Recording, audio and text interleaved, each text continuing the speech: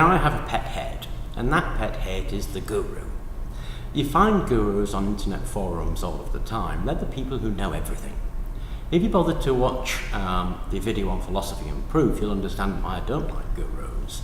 Because wanting to know everything and being the ultimate arbiter of the truth really means that all you want to do is control things.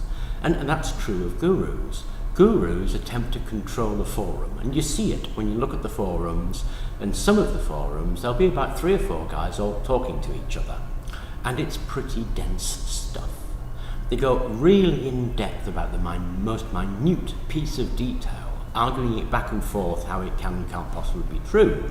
And if you read through those, and sometimes there's 100 pages of this stuff, picking out information that's actually very useful is really next to impossible. It's trying to find a particular bush in a forest. It's really difficult to find the information. But the gurus don't really care about that. What they care about is being seen as the guy that knows it all.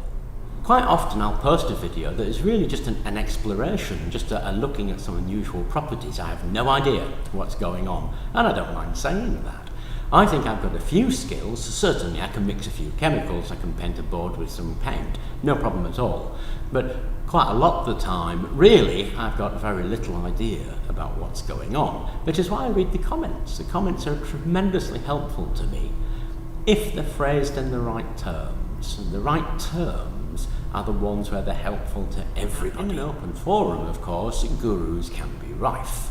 In a closed forum like this one, I've got a bit more control over it, because if I come across a guru, I just delete them and I ban them from the channel. Because the idea of the channel is that it should be a place where we share knowledge, not a place where we attempt to control the direction of what's going on. Sharing knowledge is a whole different ballgame.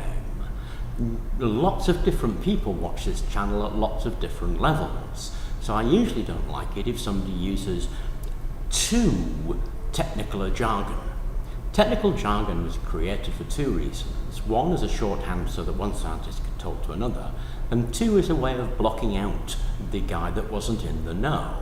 Most technical jargon can be replaced quite easily with a few phrases or examples of standard everyday English that we can all get our heads around, or it can be explained.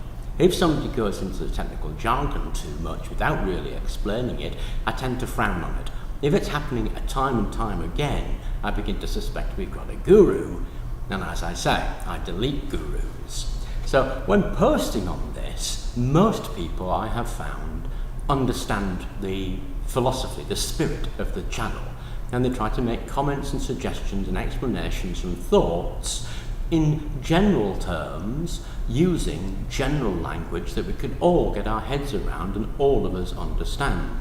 But every now and then I come across a guru, a guy who will post something that is dense and complicated and difficult to understand, not because they're explaining a difficult concept, but because they're attempting to show that they know it all and take control of the channel. And that's a problem. It's a problem because they're going to get deleted and I'm going to get a dislike. That I don't really mind. So really, it's a kind of a warning to would-be gurus. Don't try it. It's irritating and you just get banned in the end. If you're going to post, bear in mind the spirit of the channel. The channel is for everybody, to encourage us all to experiment and research. Yes, there are some concepts that are difficult, but I firmly do not believe that there is any concept that is so difficult it can't be phrased in polite terms that we can all access.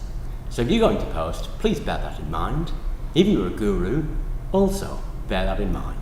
Thank you very much for watching.